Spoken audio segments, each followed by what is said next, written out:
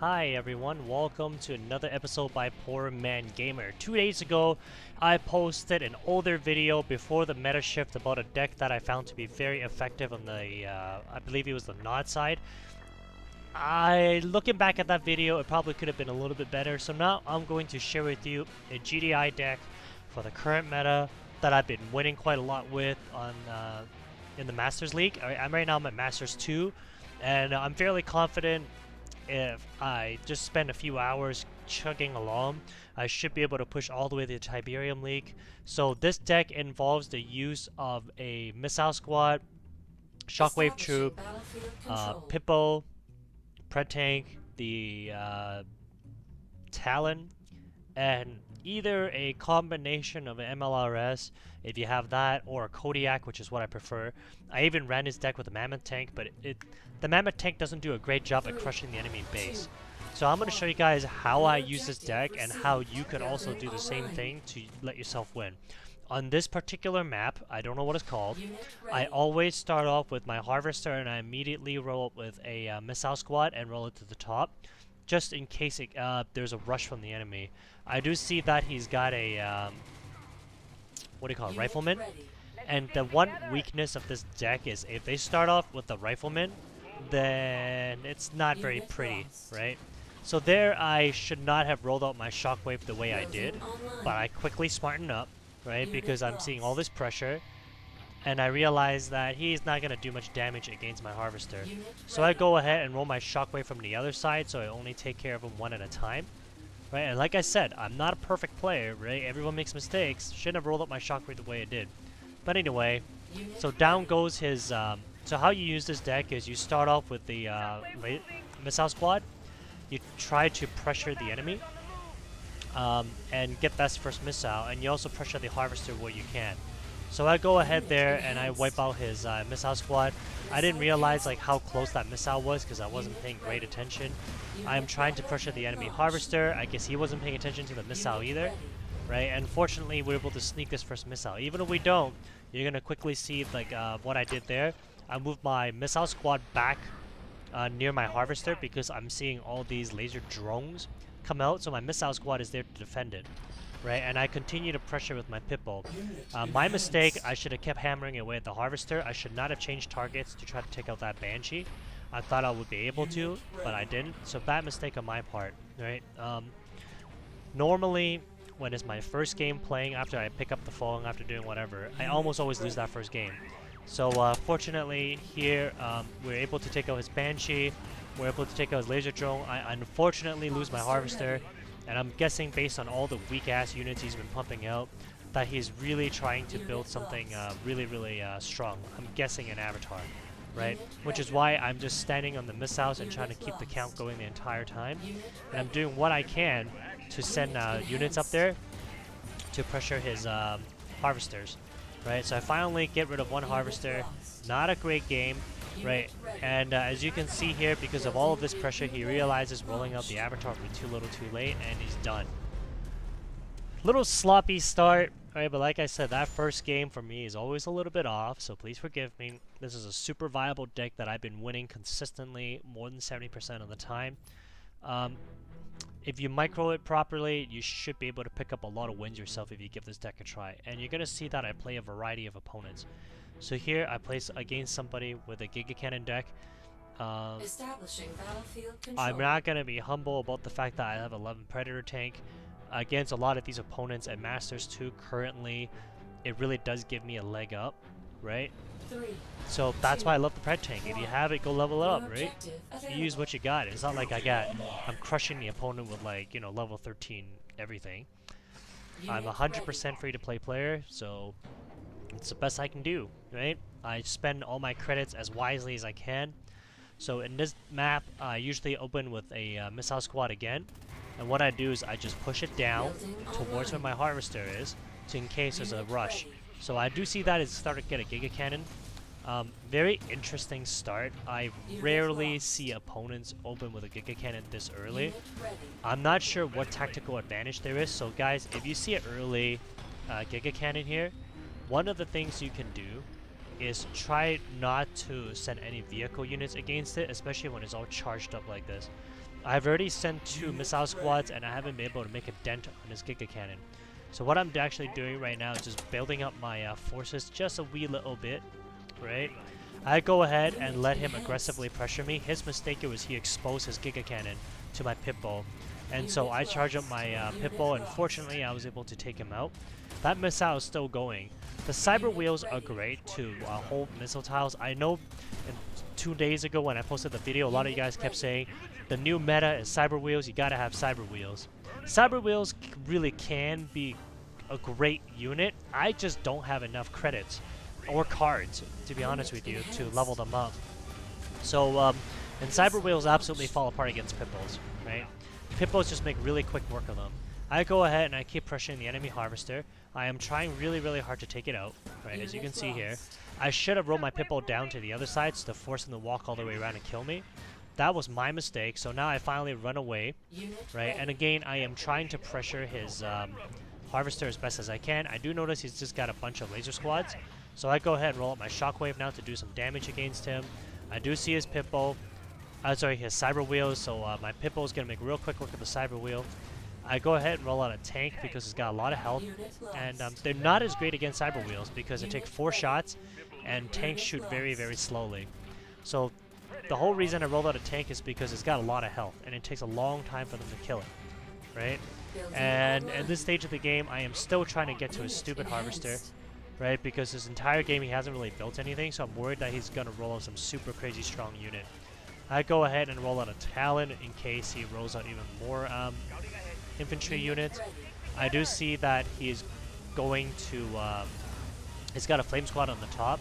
I lose this missile because, again, bad play. Should have rolled out shockwave, shoulda, coulda, whatever, right? Reason I use this deck though is because of all that enemy, and the reason I keep pressuring the enemy harvester is because the Kodiak base rush is still a very viable strategy, right? And that's exactly what I'm gonna do here. I'm gonna roll my Kodiak to the top. I charge up the top one, and I use my second Kodiak to shield it.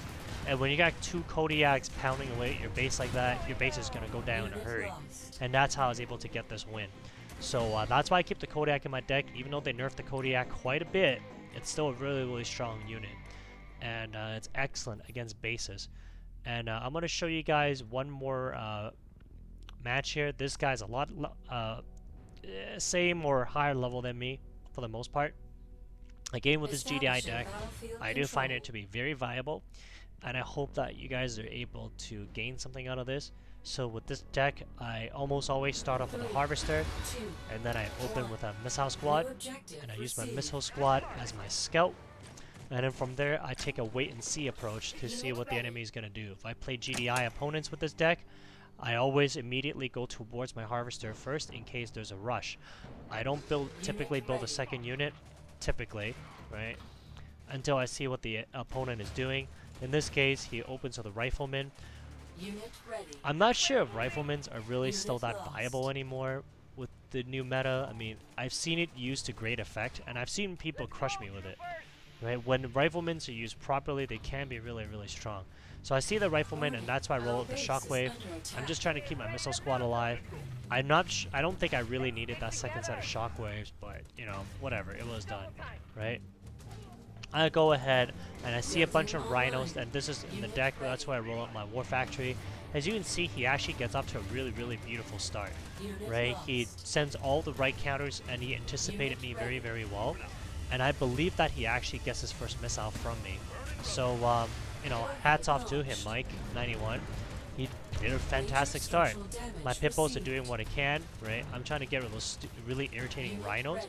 And here I finally roll out a tank to do a little bit more damage. I roll my tank out to the... I wanted to roll my tank out to the bottom, but I'm an idiot and I didn't, right? So I just have to... I'm forced myself to basically charge up my tank now. He's gonna do a little song and dance for me. I don't really care. I'm actually gonna pressure his harvester now and roll it across the map, and that's why my pred tank is going there. And I'm gonna use my missile squad to take care of his Pitbull. He smartly rolls over with an Orca. Again, a beautiful counter. But the joy of having a pred tank is that it's got a lot of health. My Pitbull makes quick work of his Orca, and I am able to survive his Pitbull on the bottom. So now I am pressuring his harvester. I didn't realize this whole time he's got a double harvester, which is a pretty smart move on his part, because he's able to get so much from me in the beginning. This entire time I've kept the missile charged up, right? I am not letting it go down. I take out one harvester. I'm going after a second one. I'm thinking he's trying to win this missile, and that's why he's ignored my my Pippo on the bottom. And it's a pretty smart move, but again, the Pred tank does really good work against the enemy there. I go ahead and roll up my Talon because I figured he's going to try to jump on all 3 tiles, and I was able to get the win, right? Orcas don't do much against infantry, so I open with my missile squads, and I'm just waiting and seeing. I know for sure I'm going to lose my harvester at this stage of the game, right? And that's why I roll my missile squad up to the top to body block and save my Kodiak, and I'm just engaging him on the bottom. The Orca's not really going to do much damage against my my base. I go ahead and roll up my Kodiak, and I just pound away at his base. The Kodiak does pretty good work, not great, right? I take out his very, very irritating Wolverine, and I keep hitting his base. Too little, too late, because my missile squad provided a little bit of extra cover for the Kodiak, and it delayed him getting onto him. And that's how I was able to get this win. So, the Kodiak base rush is still a viable strategy, right? And I do use it to my advantage where I can. I'm going to go ahead and show you guys one match here where this deck does have a weakness. Again, I'm not here to show you guys all winning matches. I'm also going to show you where I made mistakes, right? In the last 2 maps, you've seen that I got off to a rough start where against opponents with riflemen, which again, I don't see very often. It's where I'm not doing very well again. So here rolls out a War Dog. I'll show you a couple of mistakes that I make so you guys don't make it. Nothing happens, yada yada yada. I'm holding off on a second unit because I'm finally playing with some discipline to see what he's going to do, right? And he hasn't built much of anything. So I go ahead and roll a second missile squad down. I know an anti-infantry is coming, right? I mean, come on. I'm not stupid. I should have moved my missile squads back and roll it to the top earlier instead of engaging his War Dog. Now here's what I should have done. Okay, I should have anticipated that he's going to send his War Dogs down and Shockwaves up. So what I should have done here, if you see him, he knows my Shockwave is coming. What I should have done was the moment we see this matchup, immediately move my Shockwave up and move my Laser Squad back down. I didn't do that. Bad mistake on my part. And, you know, now he's got all the matchup advantages. And his stupid Lieutenant Strongarm is just going to wipe me out. He's got first fire advantage on the top. And my Pippo is pretty weak, and he's going to get this missile, right? He really is. I can't do anything about it at this stage of the game, right? I do what I can, but he's on 3 missiles, 3 tiles. I'm on 2. He smartly opens with a jump jet because he notices my Shockwave is pretty weak on the bottom. Too little, too late. The game's gonna be over. I lose that first missile, and because there's nowhere for my Pippo to really go, what I should have done was send it across and do some chip damage against his harvester. So I'm thinking it's okay, no problem. I'll try to gain my footing back. He sacrifices and get rid of his jump jet. Very smart move. What I should have done here was play conservatively instead of rolling out with a Pred tank. Knowing that he's got a jump jet squad, I should have focused on just shockwaves and missile squads at this stage of the game. I didn't do that because I am trying to get his harvester. I figured if I can put some little bit of damage against his harvester, then I'll be okay. I don't know why I misaimed my missile squad. I did not hit his harvester at all. My Pred tank is just dancing around like an idiot, right? It's not until now I finally get to his predator, his harvester. Right, but notice how it's so late in the game that I finally got to him. And so I roll it with my shockwaves on the bottom. I am trying to hold the map there. He smartly opens with a War Dog. A lot of you guys say, hey, you know, poor man gamer, you could have done way better if you had a War Dog in your deck. And I'm saying I'm winning more games with this without the War Dog than I am actually winning. So there, I try my best to contest this missile, right? It's fairly close. I get up there on the 3rd tile, but his Pippo does really quick work against me. He smartly opens with another War Dog, right? And at this stage of the game, there's not much I can really do. He's on 3 tiles. I don't have any matchup advantages, and he gets the win, right? So hats off to you, Barrel Gene. He outplayed me, right? I would love to play you again, and if I do, I think the game's gonna be a lot closer, right? And so guys, that's the viability of this deck. I've used it in the Masters League. I've used it to great success. I've used it to win the last few matches. And I hope you guys really enjoyed watching this video, and I hope it's a lot better than the one I posted 2 days ago.